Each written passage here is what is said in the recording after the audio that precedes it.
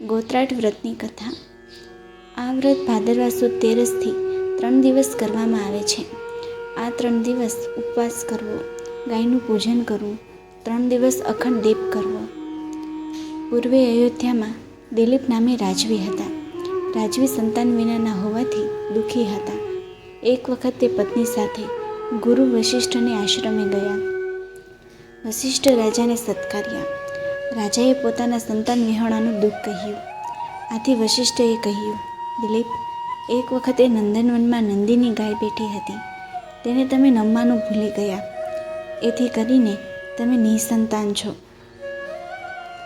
રાજા દિલીપે પૂછ્યું, આ પાપનું મારે કેવી રીતે પ્રાયશ્ચિત કરવું?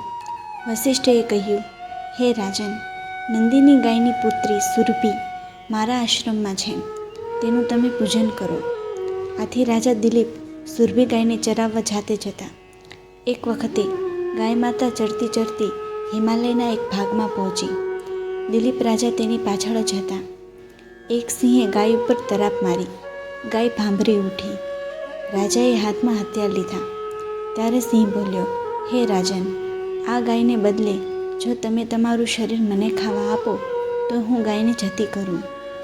દિલીપ રાજા સિંહની શરત મંજૂર રાખી. પોતાનું શરીર સિંહને ધરવા તૈયાર થયા. ત્યાં એકાએક સિંહનું શરીર બદલાઈ ગયું અને ભગવાન શિવ પ્રકટ થઈ ગયા. આશીર્વાદ આપી અંતર્ધ્યાન થઈ ગયા.